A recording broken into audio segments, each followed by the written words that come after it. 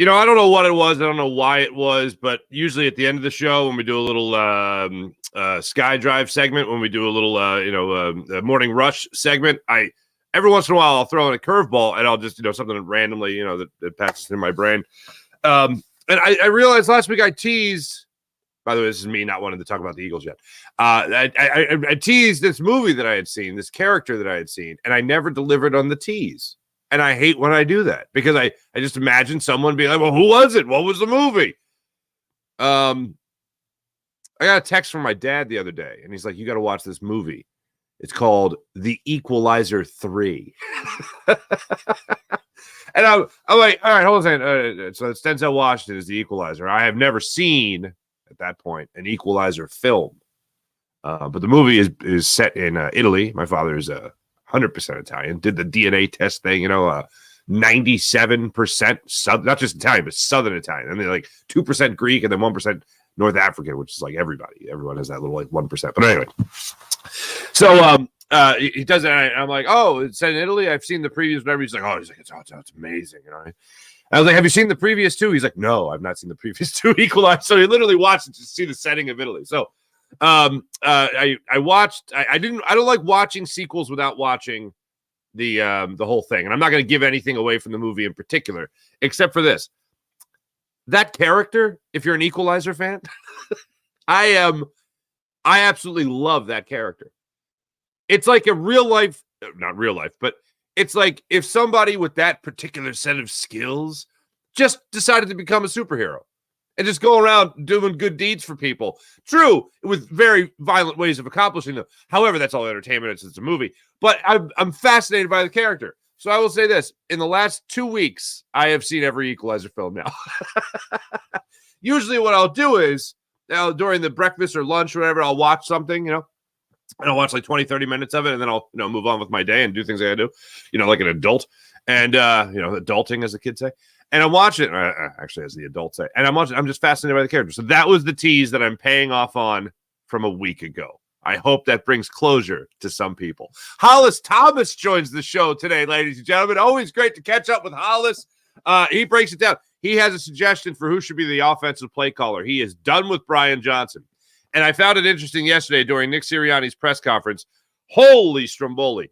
Watching Nick Sirianni's press conference yesterday, he was asked the question about any changes on play calling on offense or defense.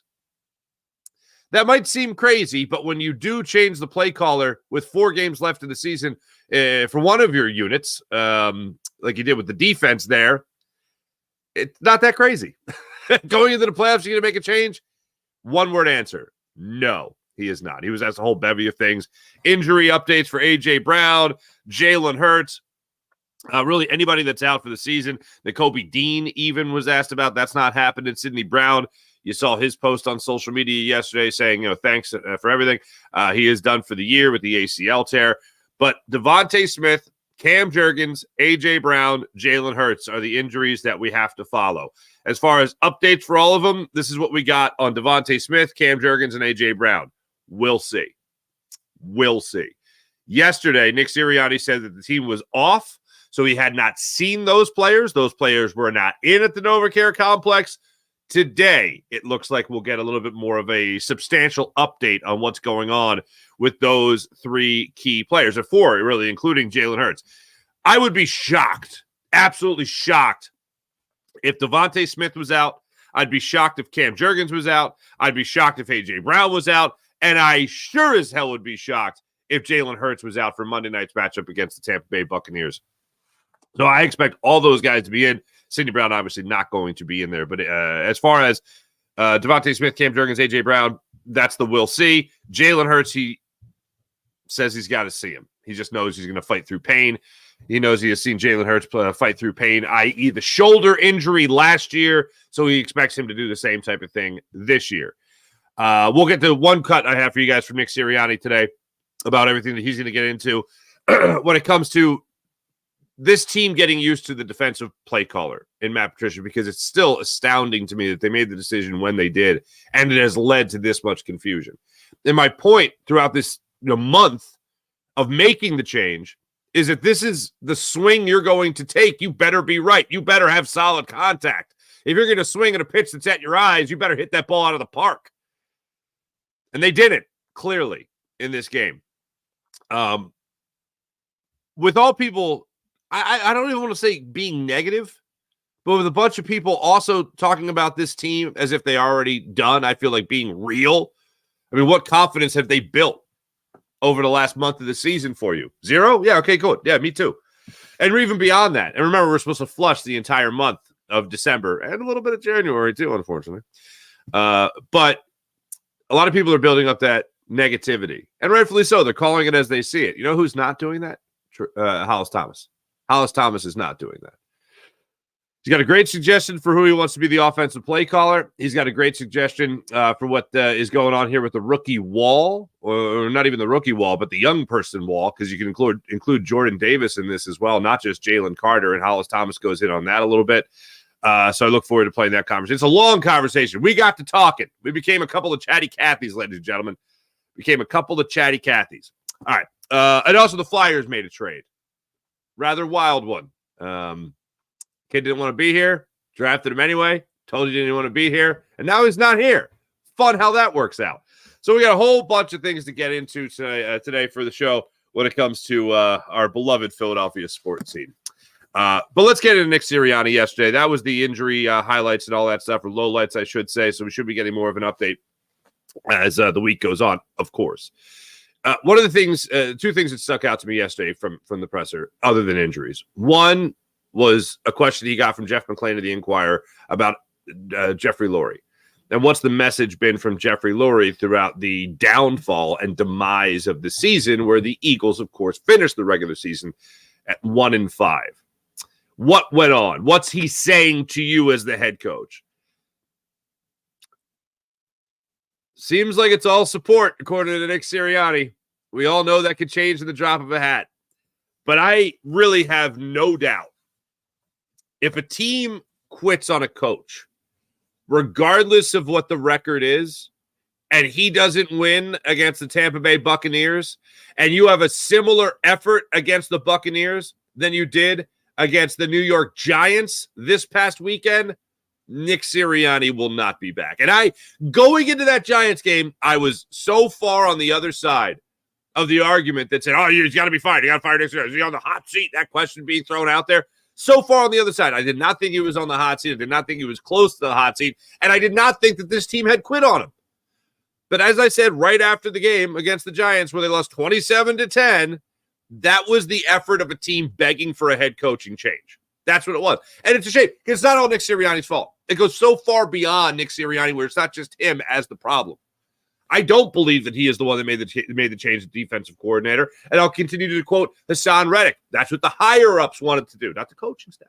Not Nick Sirianni. That's what the higher-ups wanted to do. I don't think he's referring to his head coach in that. I think he's referring to the front office. So you cover all that and you think, all right, how much sway, how much power, how much pull does he really have?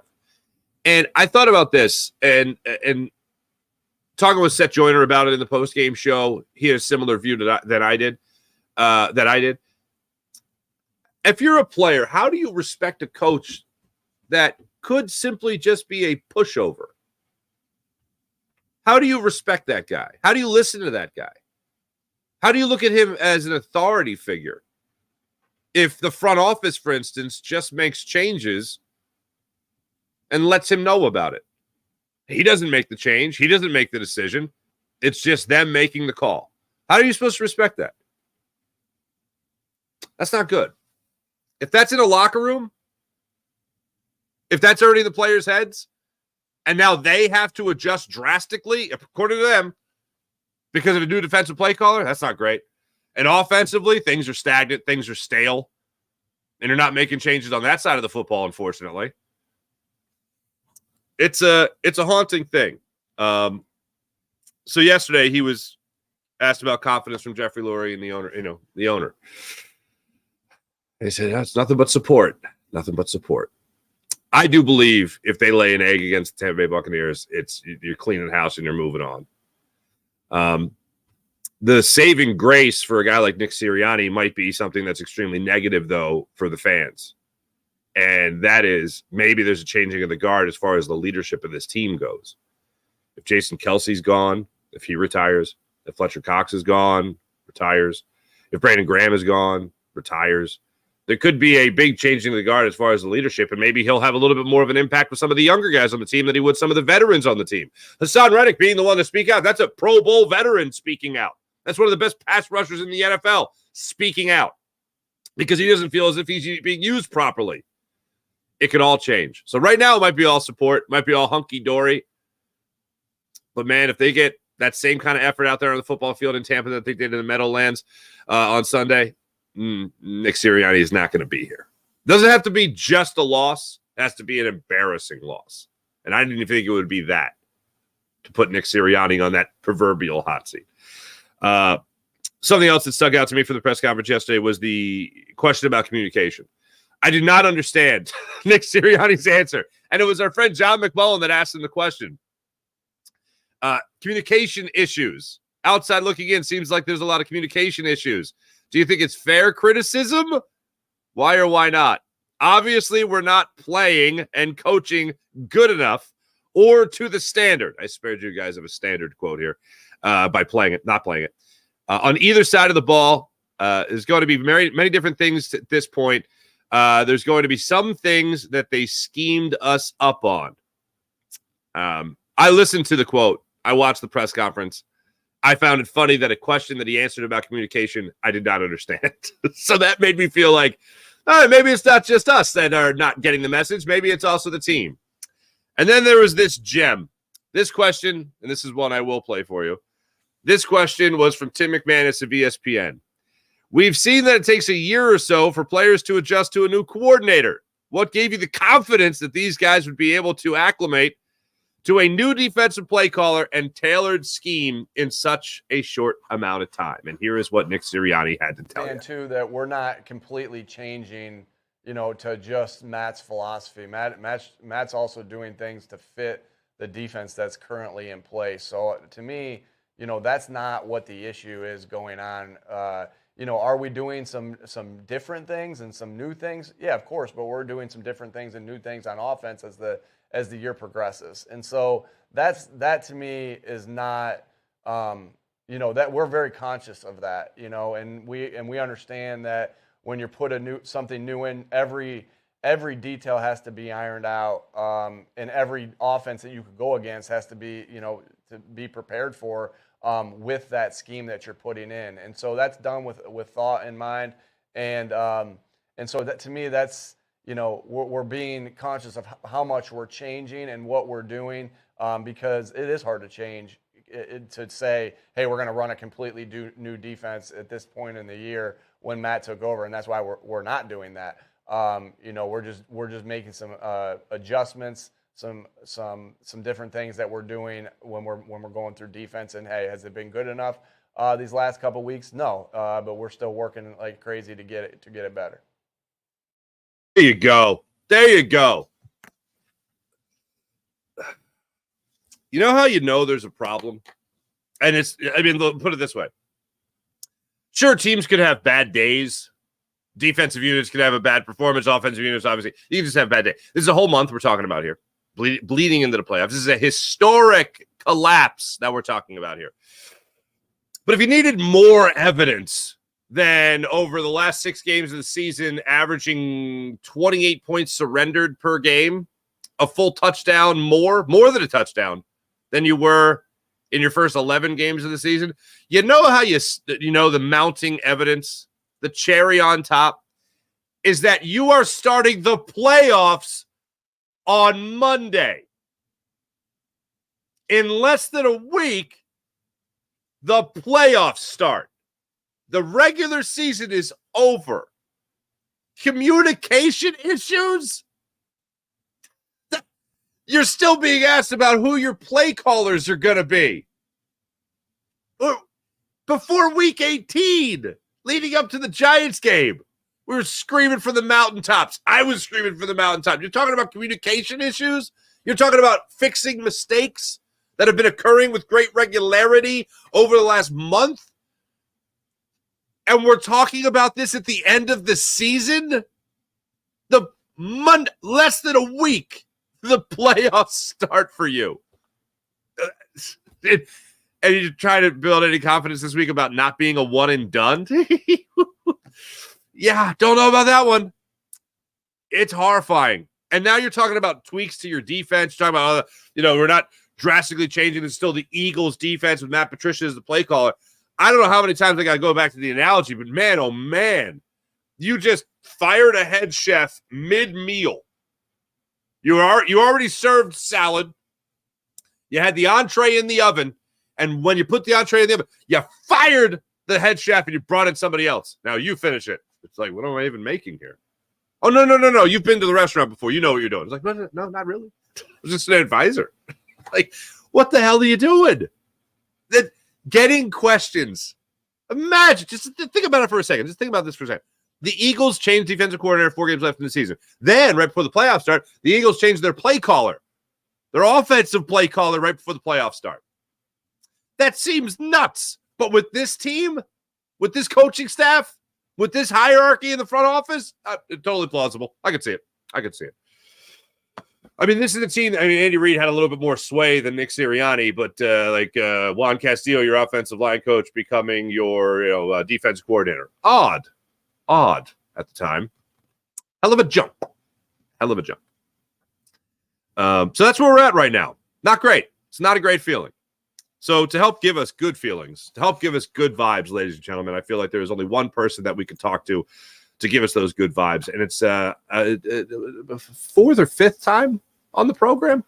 My good friend, ladies and gentlemen, Hollis Thomas joins the show to give us his state on the Eagles and plenty of plugs for all his adventures and endeavors that he's got going on for himself. So without further ado, on the Rothman Orthopedics guest line, our good friend Hollis Thomas joins us.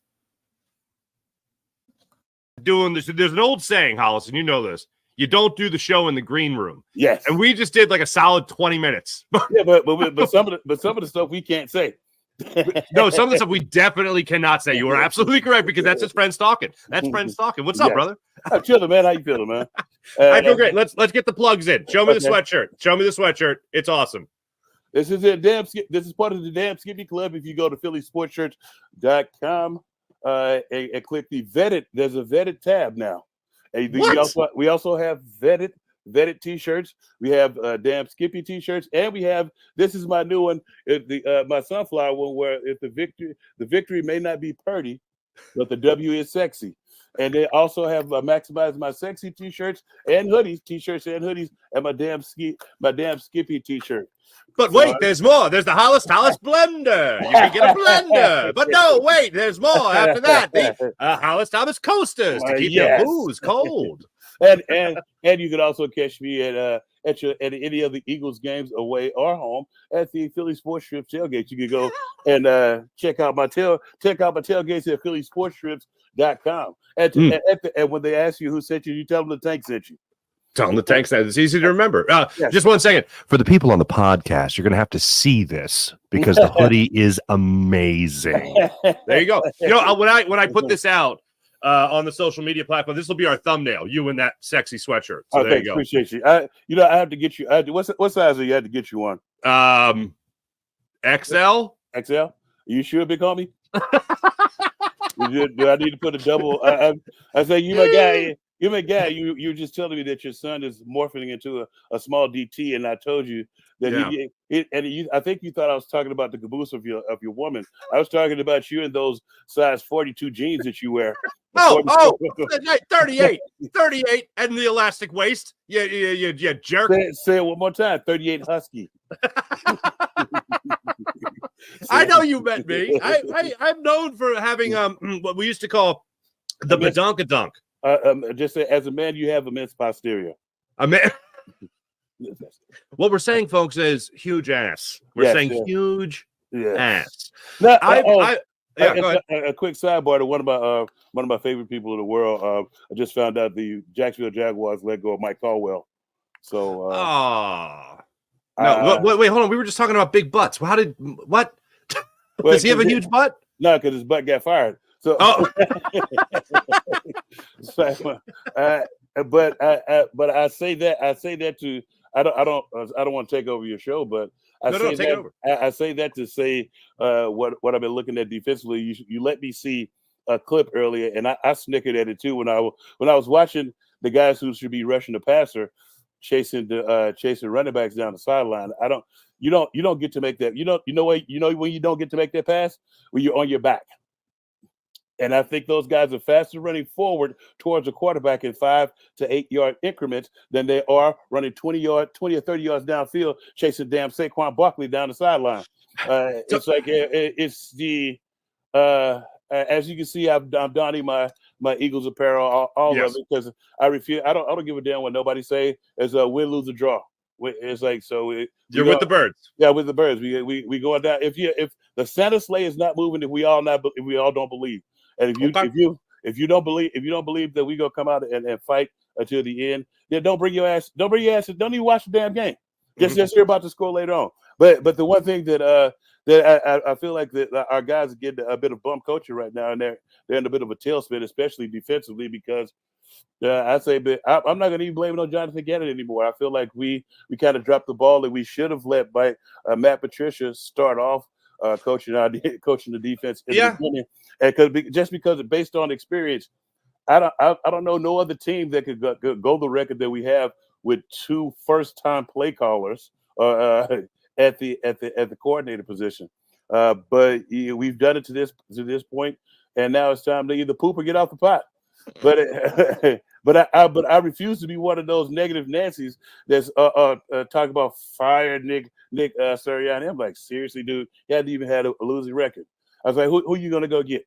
I was like, there needs to be some tweaking on the coaching staff, and especially, and then you lost 6 starters on defense. Nobody said anything about that. And then I hate this too. I just saw this, and because I take all the negativity in it, and you're getting a little bit of my outbursts from because normally I outburst all this on my show and on Thursdays, but I saw where Hargrave. That's vetted on A2D Radio with another veteran and Irvin Fryer. Irvin Fryer on Thursdays from 5 to 6.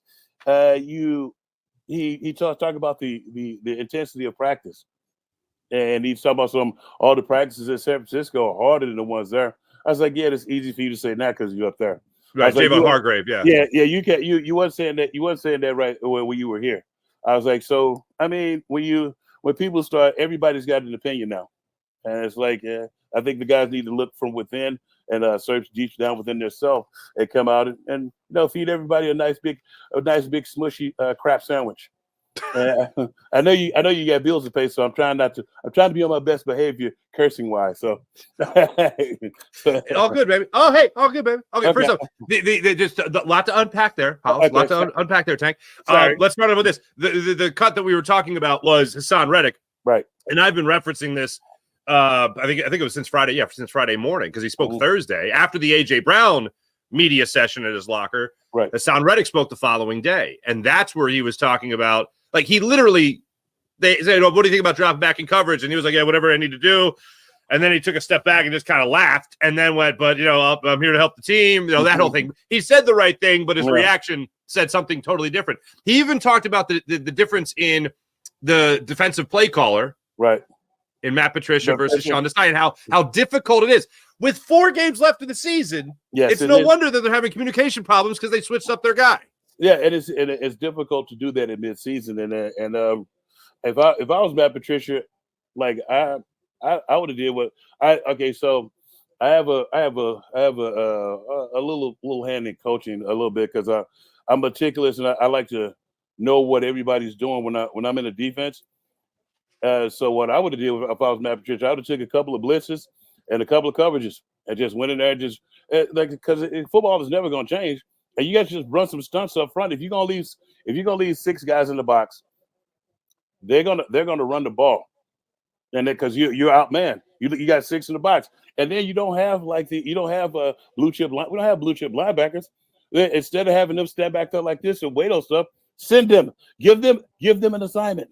It's like, here, take this to the store, so bring back what they give you. It's like the replacements. Go get the ball. I want the ball. And what did the linebacker do? He went and got him the ball. John Favreau, he went and got that ball. Oh, yes, exactly. It's like you have in this situation when it's nut cutting time, you have to do that because if you don't, you'll see what we've been getting. You'll see guys running bare in the outfield in the secondary. That one play pissed me off around in the red zone where the receiver. I was like, I'm thinking to myself, what are you doing carrying a crosser? Sorry the language, but it's like the quarter. You could tell that they were in a zone cover in a zone principle. They were probably in 44 because most good teams run 44 in the red zone. Are you talking about the Saquon Barkley run to the outside? Yeah, not the run. It was a pass. It was a pass. It was a pass. It was a receiver. It was actually Slayton because the receiver went inside and the quarterback followed him. And I'm like, what are you doing? Because when I saw the linebacker drop. The linebacker dropped. I'm looking at my camera because it's a different way. It's flipped a different way. The linebacker dropped this way a little bit, but then hold on, I'm going to give you full screen. I'm going to give you full screen here. Let me give you a little of that. There we go. We're a little wider now. Okay, cool. So when the linebacker, the linebacker just he did like a 5-yard buzz, but then the DB on his side carried the crosser. What the hell are you doing? You left the whole flat by itself. The DB, the linebacker had hook curl. The quarterback had flat to slant. But you chased the crosser. You chased the crosser, and then the other receiver came out and just walked in the end zone.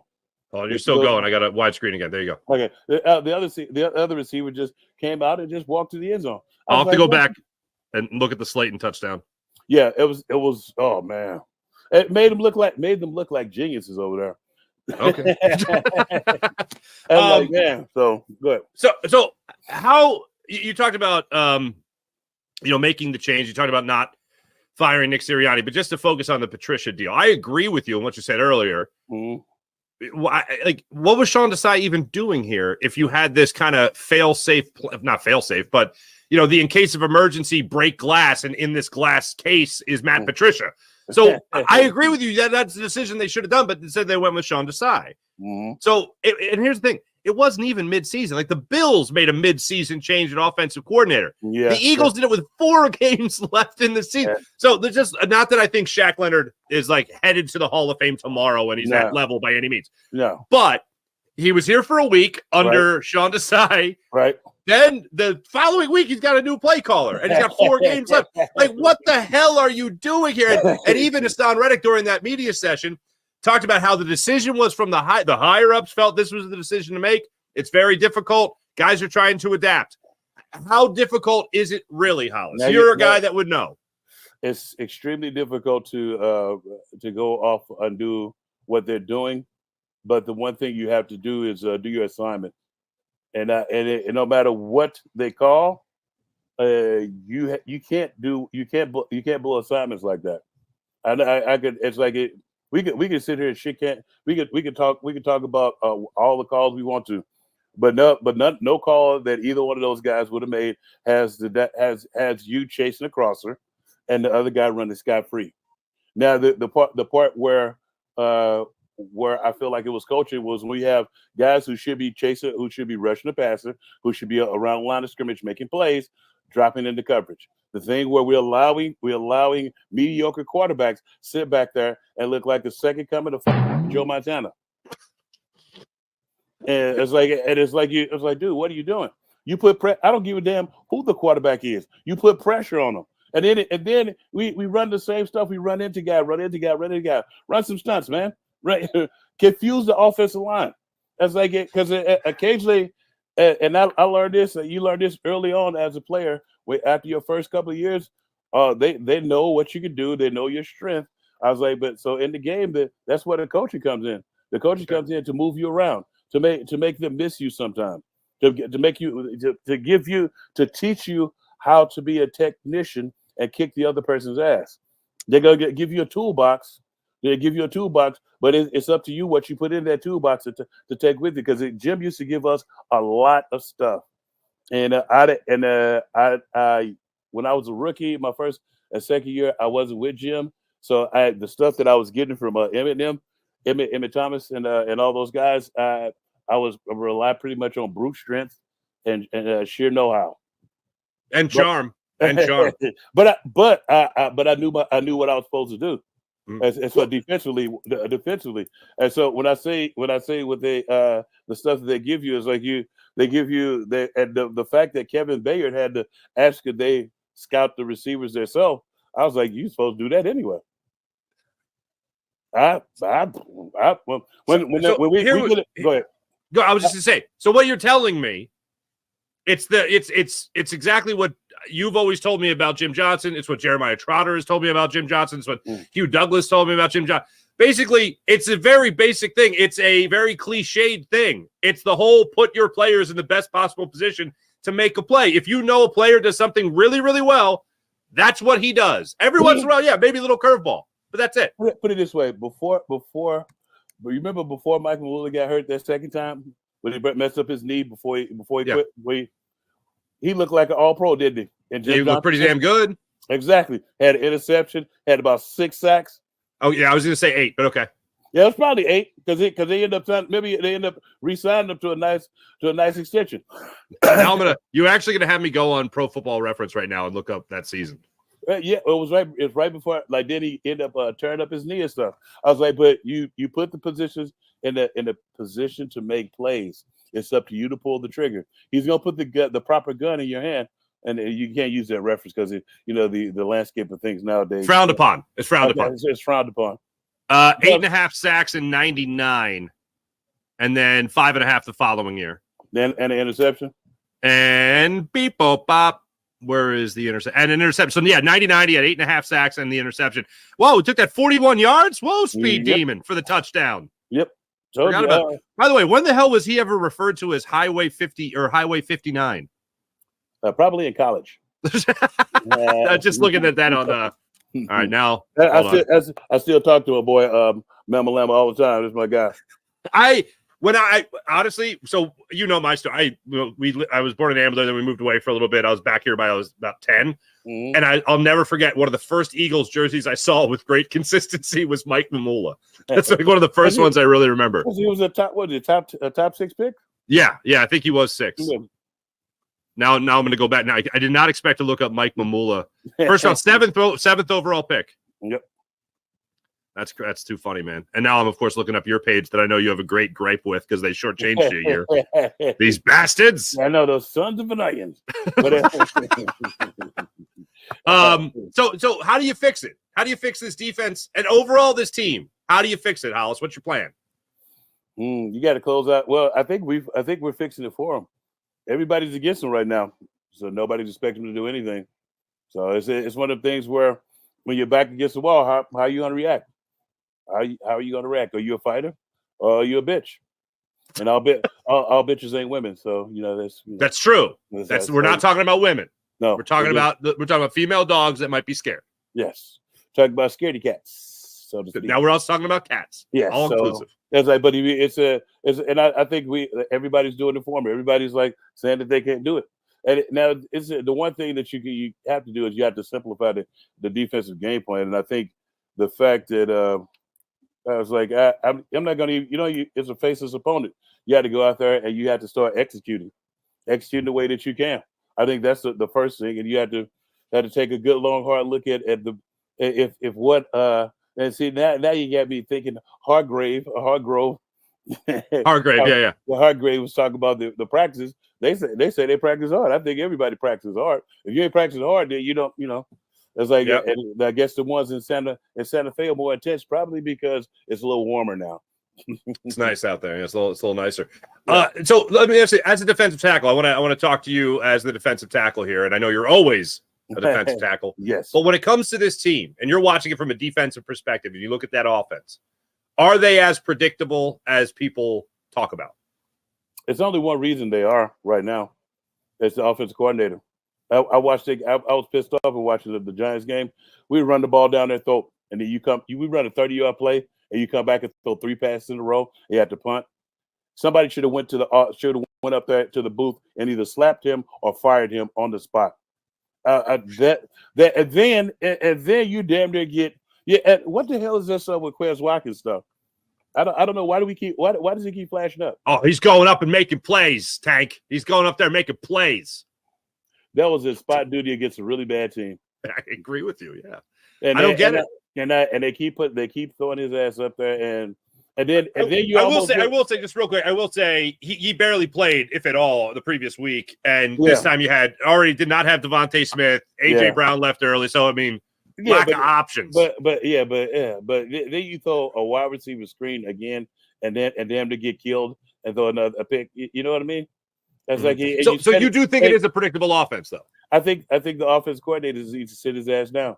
I seriously, I don't. There's no other way to say it. Why hasn't Nick taken it over? Because Brian Johnson, obviously, this does not look good. Teams know what you're doing. Who then calls plays? Nick Sirianni, Jalen Hurts, Howie Roseman. Who calls plays? So somebody else on the offense. Let Stoutland call the plays. Don't tease me, Tank. Don't you tease me. I would love it if he called plays. My God. It's like because it's not gonna get too run heavy. I was like, but you have to run the ball in order to run the pass plays in which you're trying to run, dude. You know, I watched the Indianapolis game and I longed for Shane Steichen. I was rooting for him too. No, I say I longed for. Did you see some of the plays? You see some of the routes and stuff that were crafted. Did you see how when they were trying to go over the top, how they ran some underneath routes too? You know, to make the safeties come up and bite instead of just running everybody deep. It's like he knows what he's doing. Like we playing Tecmo Bowl, or the very very first Atari football game. I don't remember that one. Well, okay, so this is part of my point because I'm thinking about Shane Steichen as well. And if you're Nick Sirianni, let's think about the thought process for a second here. If you're Nick Sirianni, you're struggling as a first-time head coach, you're calling plays. You're like, Shane, you do it. You're probably better than me at this anyway. And then it turns out he's really good at it. So good, in fact, with Gardner Minshew, he's knocking on the doorstep of the playoffs. Okay. Right. Yep. And then you hire Brian Johnson, someone who's never done it before. I would think if you're Nick Sirianni, you would think that you could do a better job than Brian Johnson. Yep.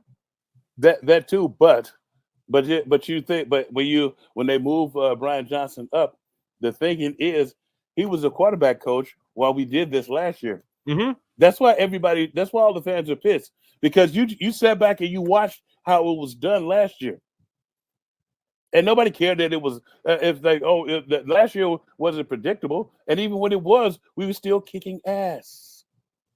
Yeah, and because it was done with purpose. It's like you ran the ball down their throat a little bit, and you did it with a purpose. And once you took their stinger out, there was a bunch of bees just running around without a stinger. But if you don't take that stinger out and you keep throwing those wide receiver screens, you just look out because there's a bunch of stinkers coming at you, sir. Yeah, it is. It's not exciting, unfortunately, this offense. Let's go back to Nick. Go ahead. I was going to say what with Nick Sirianni. No, you talk. You finish, please. I was just going to say the offense is not exciting because you can see the body language of the offensive line and the disdain of some of the guys when they're coming out of the huddle. It's like they're walking to the line of scrimmage. They're not coming to the line of scrimmage with a purpose like they used to. It's like they used to come out of the huddle, like break the huddle, run to the line of scrimmage. It's like that. Now it's like, all right, here we go with this shit again. Gotcha. Down, set.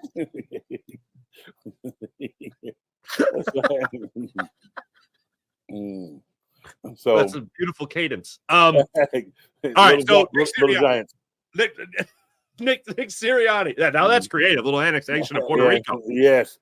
We need someone to hit like icebox Tank. Yes, a chicken little flea flicker.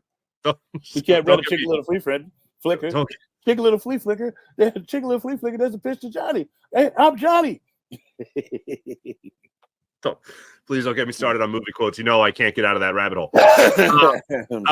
When it comes to Nick Sirianni, you said you wouldn't fire him. He's not even a losing record, all that stuff. But what do you make all the conversation about? He's lost the locker room and all that stuff, because it doesn't look like that team was really up playing for him in Week 18. Remember, it's Week 18. When was the last time you seen a team play 18 weeks and be fresh at the end of the season? How about never? Okay. And the Giants look like they wanted to play football. Yeah, but did they make it all the way to the Super Bowl last year though? No, they didn't. They didn't. They obviously didn't. But I'm talking about heart, will, desire here. Yeah, that's only going to take you so far. especially when somebody's on the other side, just trying to prove a point. It's like the one thing that I don't think he's lost the locker room, mainly because I think everybody they never really totally gave up. There's just some stuff that just a bunch of just random stuff that just happened. And it's like I think we hamstrung because we lost. I don't think the powers that be who are making some of the brass and making some of the calls thought that we were going to miss the 6 players we let go. It's like we look who we let go. CJ, Marcus Epps, both linebackers. TJ Edwards, Yep, and then my young boy up front. Oh, Javon Hargrave? Yep. No, wait. Your young boy, Javon? Yeah, Javon Hargrave. Oh, okay. Yeah. You said young. I was like, oh wait. Oh, well, no, I guess he's still fairly young. All right. But you let go of all those guys and on defense and put a bunch of pretty much just like a JV team out there behind some veterans who it's like the veterans we have are not in playmaking positions. They're on the defensive line, so all you got to do is really double team them. And then you didn't get no blue chip linebackers, and then you got a first. I guess I don't know what they thought Desai was going to do. I thought he was going to be better than what he was, but he did some timely blitzes here and there. But I personally don't think that they walk through blitzes enough or know like the blitzes. When you the best way to describe, only way I can describe it is if I show you some of the way. If you go back and look at some of our film, the way we used to blitz and how we used to disguise coverages and stuff, and it's because it's hard to describe because it takes time to put that type of stuff together, and if you don't practice it, it's going to look like it. But I feel like this year we were a little bit better at blitzing, and we're just like this much off. It's just that much off, and that's the difference between the sack and the quarterback hit. I'll try to describe it. Describe it because I always, whenever you talk about blitzing, I always go back to the first show you and I ever did at WIP together. Okay. And we were at Finnegan's Wake the night before Wing Bowl, and you said these are the blitzes the Eagles need to run. Mm-hmm. And you took a napkin, and all I saw was there was a what is the quarterback? Oh, is a circle? Yeah. Who's the circle? Yeah. You had a circle, and then there were literally 11 arrows just going to the circle. And I was like, "Oh, is that all?" Well, if you talk to Brian, watch out if anybody that was on that defense, watch out the linebackers and DBs how their eyes light up if you say even fox alert snake. Ooh. That was a defense. Even fox alert snake. And if you want the hand signal was even fox alert snake. Hold on, show me the fox again. Even fox alert snake. That fox wasn't an animal. Yeah, it was a fox. Fox alert snake. The fine-looking lady is what that fox was. Yes, it was. And the nickel to that, the nickel form of that was called Storm. Hold on. For the people on the podcast, Hollis literally just did spirit fingers. Jazz hands. No, that's Storm. Oh, Storm? Oh, yeah. See, Storm was the equivalent of even fox alert snake, but it was out of nickel personnel. Copy that. You had to call it something else. Yeah, okay. Yeah. So then you blitz. We had blitz to back out of nickel. We had Buffalo personnel where they wanted to leave. They just added. They took one DB. They put one DB in, but they were able to make. He was the first one. People started running Kings personnel. Kings is 3 wide receivers and 2 backs. When people started running the 3 wide receiver thing, he was one of the first people to run. Like we had a Buffalo personnel, which just brought at the time it was Al Harris. Just brought Al Harris into the game as like a Sam linebacker because he was in because instead of having a tight end, they had a receiver out there, and so you can't have a linebacker on a receiver, and so we would just run our regular calls.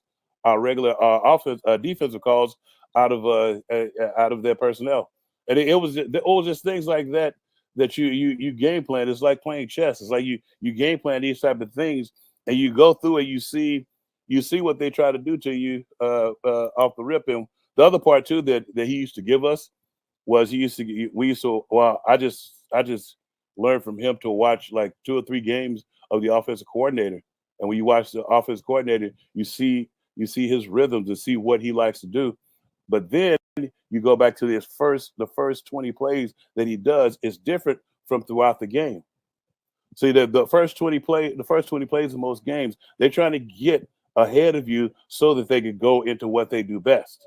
Mm-hmm. It's like Okay. so you're gonna get all the trick plays. You're gonna get like what if I like a lot of people, if you ask anybody that was on the Jim Johnson defense, what's the first thing that happens after a sudden change? They're going for the gusto. They're gonna go for a big play right away. They're gonna so get ready. They're gonna finna try to go deep. Either that or they're gonna try a flea flicker or end around or something to get you off so they can score quick off the turnover. Because you flustered because you weren't ready on the turnover. You just sitting over there. You're talking to the defensive line coach and stuff. No, so turnover. Oh man, we got to go. It's like so you get out there. You just get the call, and you out there. You just milling around. Oh man, touchdown already, huh? Look at that. So let me ask you. So you're not. I'm sorry, but you're not firing Nick Sirianni. Hasn't lost the locker room. The struggle is real, but he hasn't lost the locker room. Yeah. And then. What do you do after this season? Do you clean house in the coordinator positions? Do you keep Matt Patricia and give him a year as the actual DC and Sean Desai moves on? You change offensive coordinator? How's it work? I change offensive coordinators immediately. You can't have somebody's buddy as the offensive coordinator. I agree.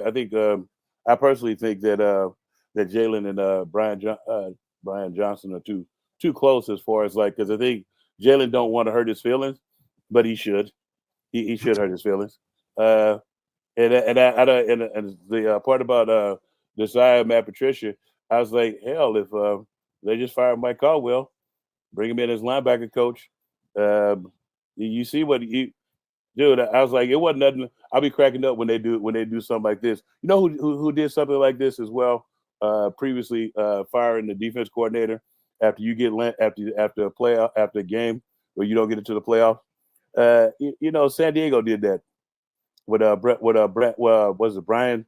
Was it Staley? Brandon Staley? Oh, Brandon Staley. Yeah, Brandon Staley. And he after they lost the playoff game, he fired the offensive coordinator. I was like, so you couldn't score. You threw the ball 43 times in a game, and they kept the defense kept you in the game the entire time, but you fired the defense coordinator. And every time you, as a coach and a coordinator, throw the ball 40 plus times, you lose. He did. I'm talking about Dougie. Mm-hmm. Dougie. Every time he's thrown the ball more than 40 times, I don't even think he knows that. Doug Peterson this year with the Jaguars, or when he was here in Philadelphia? Anytime he's done it.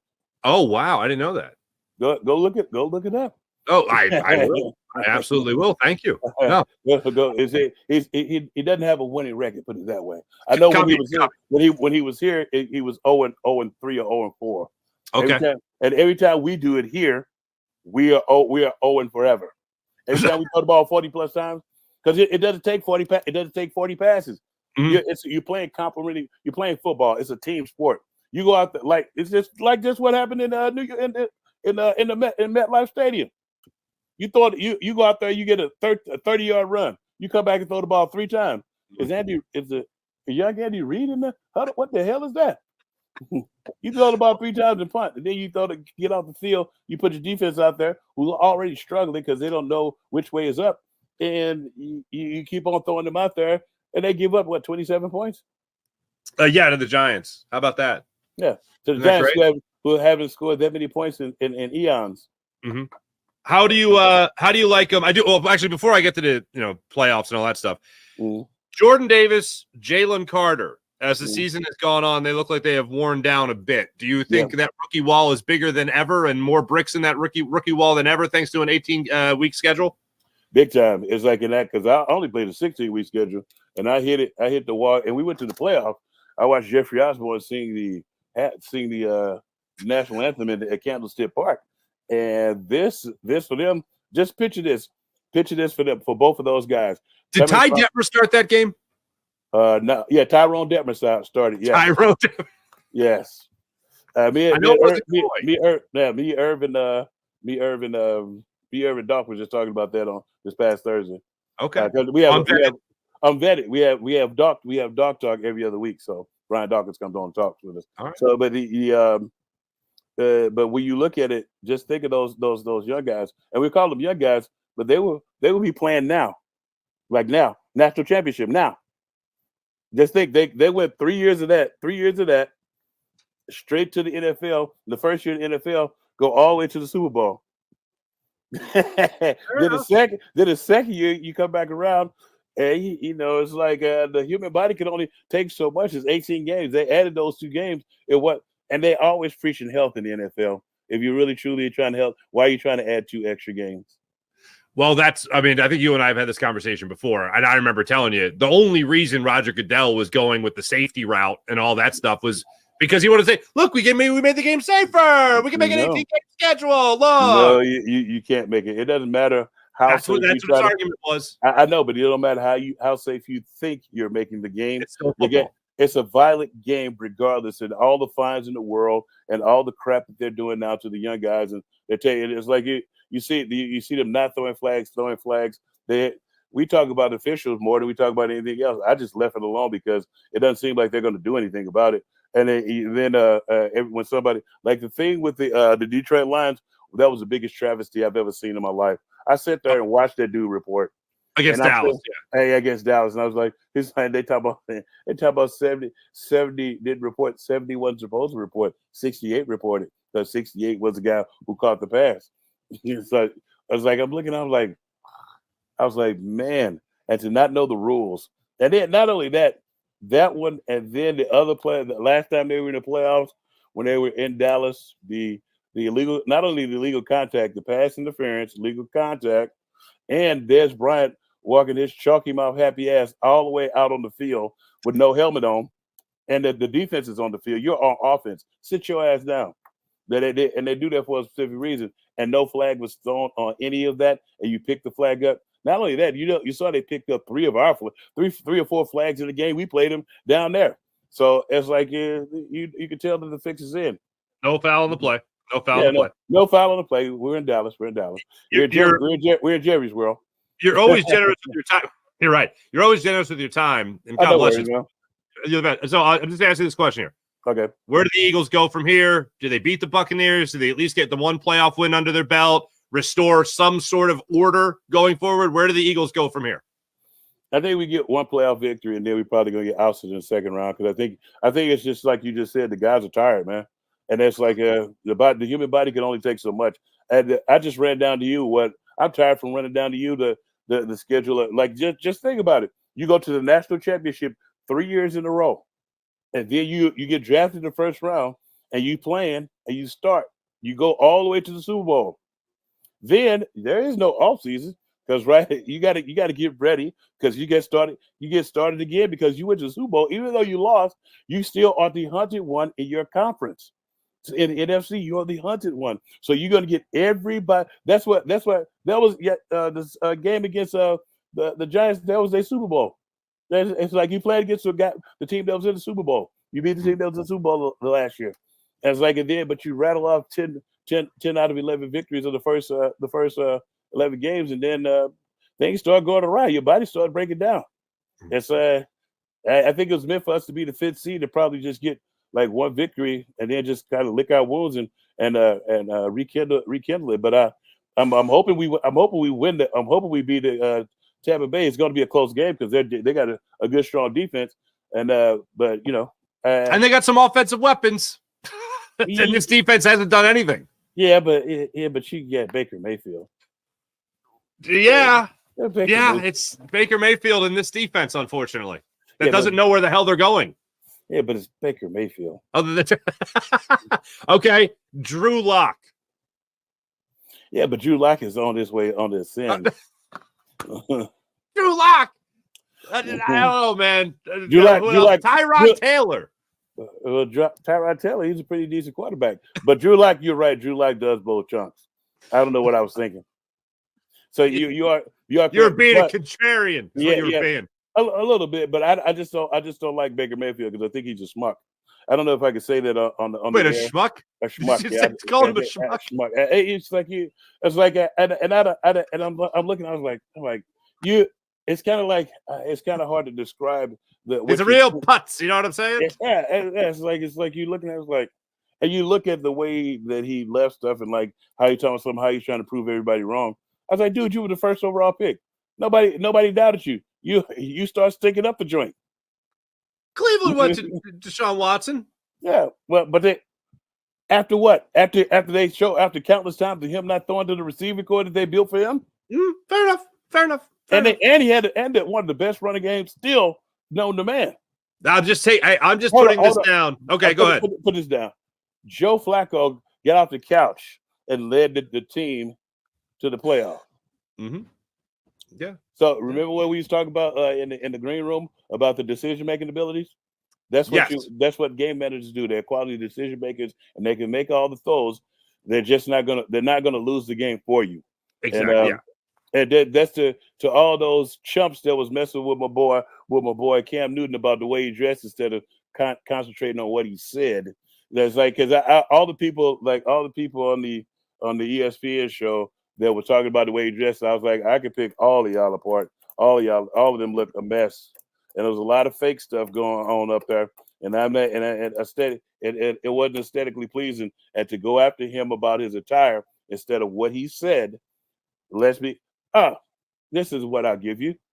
You always know that your opponent is losing the debate when they start to insult you. Yeah, when they go personal. Yeah, when they start to insult you personally. Yeah. Yeah. So he won the debate. It's like I'm not saying that you're supposed to put some Vaseline on their butt and tell them they're highly special or nothing like that. But quit getting so damn personal. I was like, they just get personal. I was like, really, dude? I agree. That you and I absolutely 1,000% agree on. And get some people who got some pedigree. That's like they'll be like me trying to come and tell you how to be an announcer. Please come and tell me how to be an announcer. I need it. I don't know how you how long have you been doing it? It's one you've been doing it quite some time. Yeah, and that's what you're good at. I play football. It's kind of like trying to go tell the dude who's been working at McDonald's for 20 years on flipping burgers, trying to go in there and tell them when it's time to flip them over. Are you kidding me?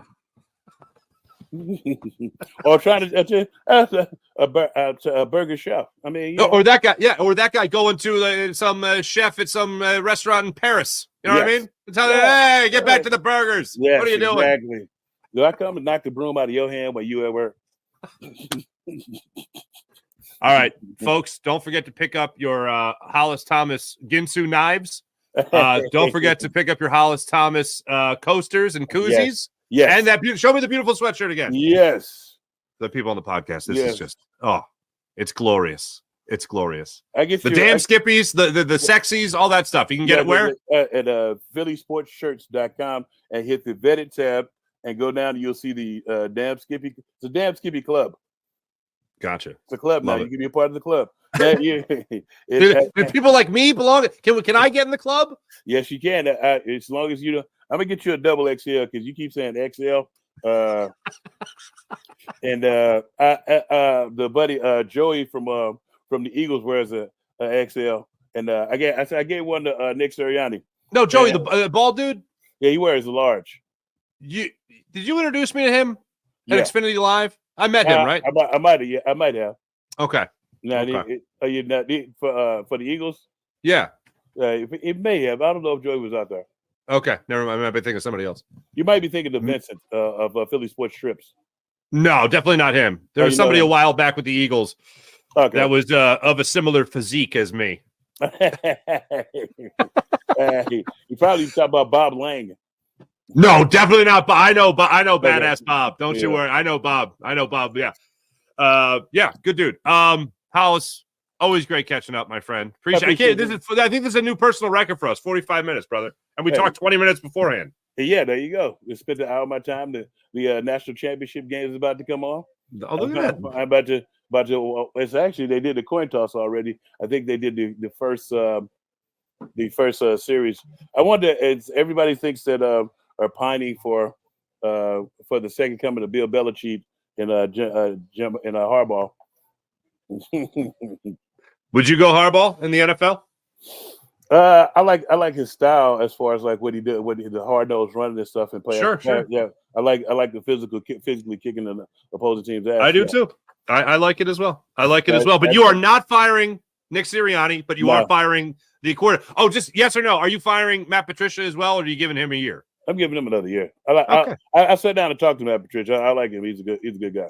Fair enough. Yeah, Did you ask him why he I uses a pencil? You asked him why he used a pencil with the laminated play sheet? well, I already knew why, because remember I'm a child development major. So oral fixation.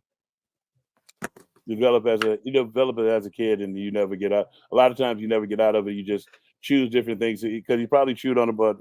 Because I asked him, did he chew on a bunch of different things? He said as a kid he used to chew on his toys and stuff a lot, and then he's like, it just morphed into pencils and ink pens and stuff. So that's fascinating.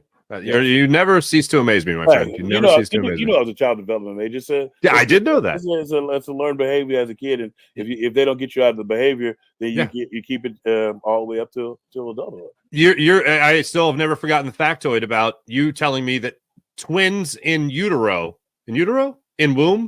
can have two different fathers. Yes. Bonkers, man. Bonkers. His name is Hollis Thomas. Pick up the Hollis Thomas home pregnancy test at your local CVS. You Hollis, are not the father. It comes with a number where you FaceTime Hollis Thomas and says, you are not the father. You are the father. Hold on. I think we have an idea here. I think we have a multi-million. If you're the ultimate Eagles fan, how would you like to hear whether or not? I think we're on to something, my friend. Hollis Thomas, always great catching up. Catch him on Thursdays, 5 to 6. Yeah, 5 to 6 live. Urban Fryer. Yeah, Urban Fryer. On Facebook, on Facebook, HUD Radio on Facebook, YouTube, Twitter, Instagram. You know the whole shebang. And the whole shebang, the whole digital platform. The whole digital platform. Go to Facebook and catch us. I friggin' love you, brother. Thanks so much, man. All right, man. Talk to you soon. Hollis Thomas joining us here on the Ruffin Orthopedics guest line.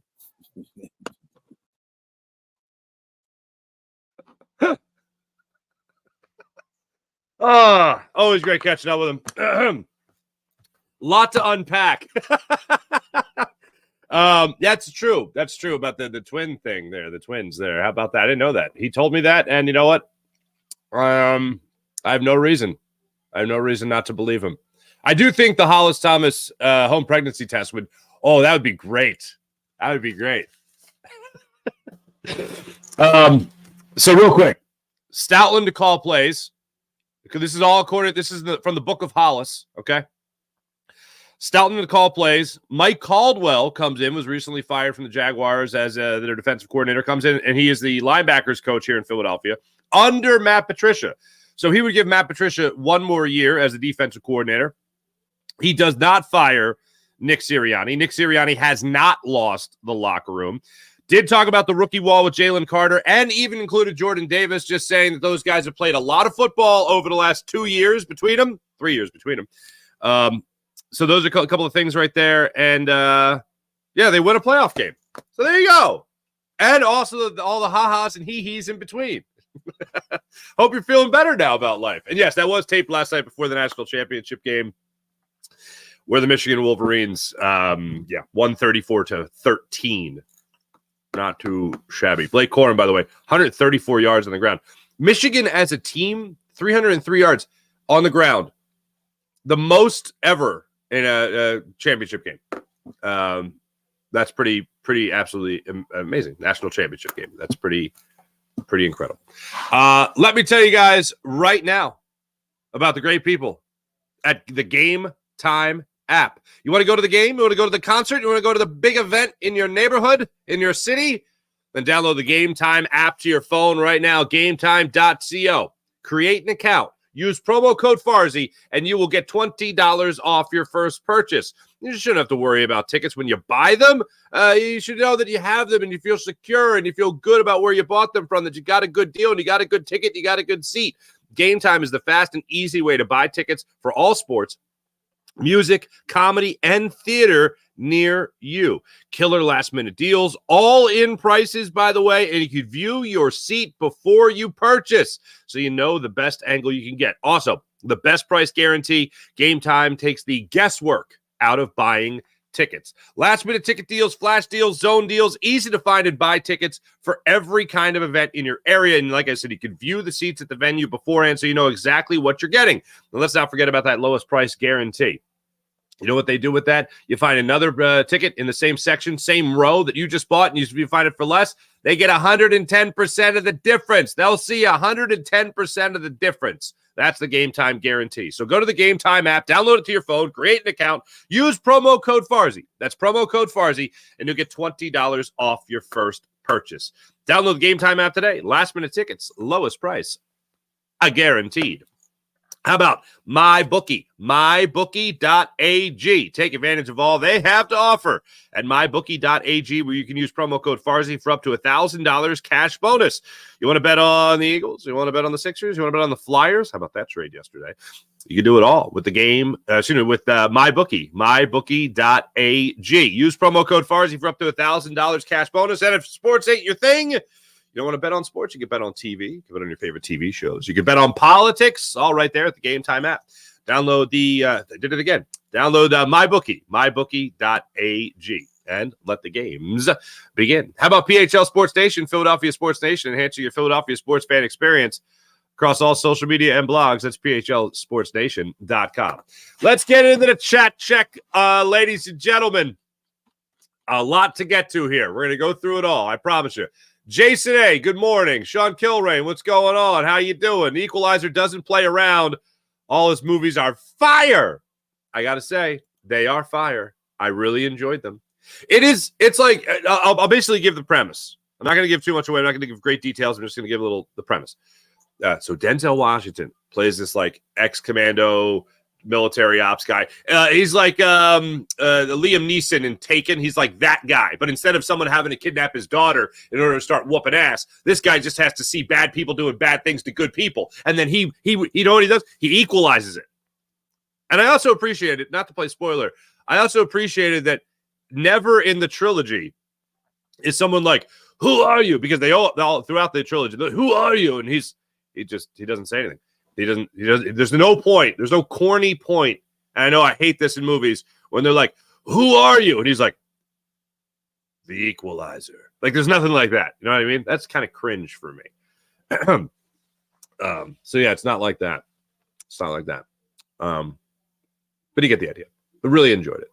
So anyway, he plays this like ex-special ops guy that just goes around seeing people in trouble and he helps them out. It's like a real-life superhero. And he loves tea. There, I just ruined something. Sorry. Couldn't help myself. Sean Kilrain, what's going on? Hargrave said the 49ers practice extremely harder, much more demanding than the Eagles. Doesn't surprise me one bit, Farzy. Look, dude, you went to a Super Bowl. Sean, I hear you, and I saw the story. He went to a Super Bowl here in Philadelphia. Last year, the Eagles had one of the most cake practice schedules that you could ever involve, ever make up, ever put down on paper, and they went to the Super Bowl. So it's hard to argue against it. This year, they took the foot off the pedal a little bit. And things fell apart.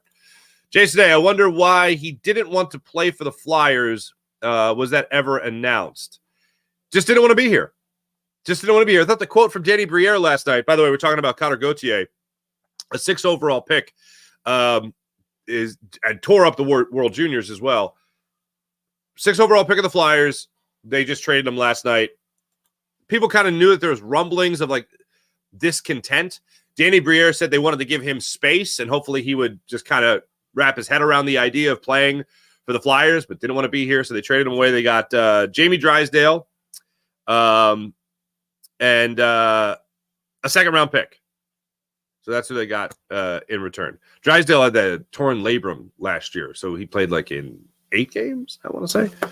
So that's where he's at as far as that goes, unfortunately. He is a defenseman, by the way. He's 21, and he's a former 6th overall pick as well. So there you go.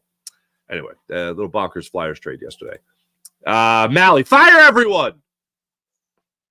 Haven't enjoyed my weed since Saturday. Sean Kilrain, Mitch Gobb, yeah. Watching the World Junior, saw Cutter's performance. Made the call to Jonesy and said, I'm the star here, trade this MFer. And he was gone within the week. Now that's a storyline I'd love to follow. Nathan, what's going on? Sure, Sirianni is the fall guy, but it doesn't mean he's not a terrible football coach. I can go with that. I just think there are way too many. I know I talk about food a lot, but there's way too many cooks in the kitchen. King Pootie TV this season has gone in the crapper. I was going to save this for the morning rush, but I'll get to it now. So one of the things Dallas Goedert said after the game against the Giants was that he kind of had this feeling that after they clinched the playoff spot, that they just kind of took their foot off the gas. And they're just like, all right, we're just waiting for the playoffs now. That's not an excuse. That doesn't make me feel better at all. That's terrible because there was a lot more meat on the bone, baby. You got to finish your meal. There I go with food again. But they left it on the Wait, what? Thought you were Dave Zango for a second? You mean Dave Zangaro? Dave has more hair than I do. I'm taller. And I think I have a better beard. I think I have a better beard. 100% change is coming, says Sean Kilrain. Jay say, yeah, I love torch for our team. Oh, did you see his quote after the game? His quote after the game was amazing. He said, oh, Sean mentioned it. Oh, yeah. Okay, here it is. I don't know, cut it from a hole in the wall. That was great. Disco Tank. Mal's excited to Disco Tank. Absolutely. Nathan, what's going on? NFL changed the rule that if you're offering a higher coordinator to head coach position, team can't block the move. Yeah. I like that. Oh, they did lose to the Penguins. I do have to mention that. The Flyers lost to the Penguins last night. Mike Rose, what are you saying here? It's kind of hard to be optimistic. We have such high hopes for this team. I like to speak with LaShawn McCoy, Emmanuel Acho, and I used to love watching Shady McCoy after a win. Yep. Kenneth Gainwell. Not the real Kenneth Gainwell. It'd be kind of hilarious if it was, though. Wentz beat San Francisco. Wentz beat Sam Darnold, I believe, is the way that happened. Mike Rose, the suits made A.J. Brown say all that to me. I don't think A.J. Brown said anything disingenuous. I like that he was taking responsibility as a player, and you always want your player to do that. I just don't believe him because we watch these games. The coaching isn't good. The play calling isn't good. Are they really putting their players in a better position to make a play? Let me answer that. No. That's a little one. Sirianni. Brian Smith. What's up, Brian Smith? The OC and DC failed to develop specific game plans for the specific team the Eagles are facing off against. It's very elementary. Great uses of elementary. They call plays that aren't designed to disrupt or stop the opponent. Yeah, I'd say it's pretty accurate, unfortunately. But here's the thing. Develop specific game plans. That is literally supposed to be what Nick Sirianni is doing all week, is working the game plan. When he admitted that he bequeathed play calling to Shane Steichen last year, he said, I'm going to do the game plan. Shane's going to call the plays. The game plan hasn't been good, man. I would absolutely love to see Jeff Stoutland call plays. I don't think this is going to happen. Certainly not right now. But next year, the other thing is, I don't think he wants anything to do with it. I think he run game coordinator, offensive line coach. He's very well paid. He could do this job for however long he wants it. If he wants to go for a little bit of a higher title, I'd be interested. I want to see it. I don't think we are. Brian Smith. Nick can't call plays. He didn't call them in Indy, and he failed to do it in Philly. Steichen called them. Yeah, absolutely true. But like I was saying with Hollis there, I think if you're Nick Sirianni, you look at Shane Steichen and be like, he'll probably be better at this than me. Then you give it to Brian Johnson, and you get comfortable in your own role as Nick Sirianni, where, okay, this is what I'm doing. I feel comfortable. This is good. Brian Johnson will call the plays. You see him call the plays, and you go, maybe he's going to call the plays. If you're Nick Sirianni, you should be able to look at Brian Johnson and be, I can do a better job than this guy. Nathan, what's going on? Wait, hold on a second. D-Dunk, what's up? Annexation of Kensington. I love that. Nathan, the movie quote that's been in my head is stay out of Malibu, Lebowski. Too many movie quotes here in my head. It's really, who are the movie quotes? April, Finnegan's Wake. You're damn right, Finnegan's Wake. It's sad every time I drive by there now and it's no longer Finnegan's Wake. Single tear. Storm. Finnegan's Wake was a good time, man. Keep finding a way to win. That was every week. Yeah, Mike, it was an adorable storyline for a minute. And then when it became the norm, that's when I started to get a little concerned. Vanna, what's up, Vanna? Clean house. Vanna May. May is my daughter's middle name.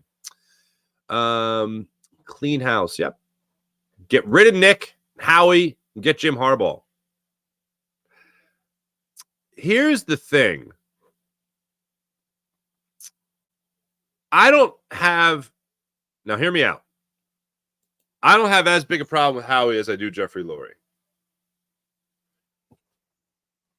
I'll ride with Howie.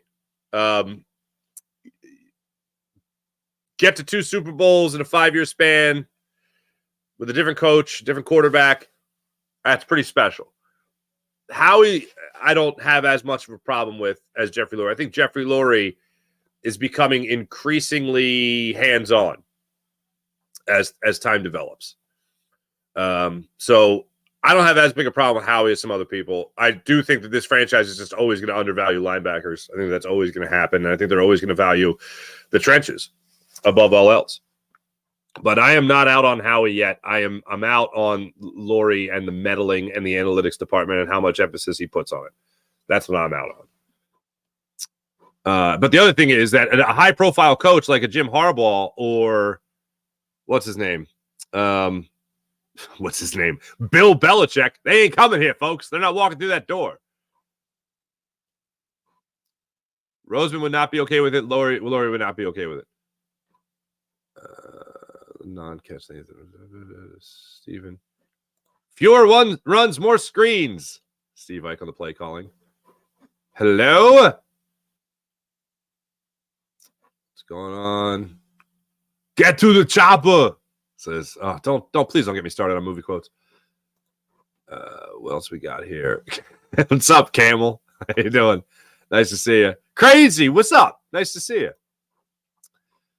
Oh, VG, I knew I was going to disappoint somebody. Finnegan's Wake is closed. Finnegan's Wake is closed. You know, sad story. When Hollis and I got done that show, I went out to my car and I had my bike in my car because at the time I was a bike commuter to work. Yeah, you're welcome. And I stayed in the bike lane. I stayed out of your way. And my bike was stolen out of my car. Yeah, I know that's a weird sentence to say out loud, but that happened. Steven, when Farzi said he didn't have an issue with Howie, he did the Chip Kelly back of the head scratch tell.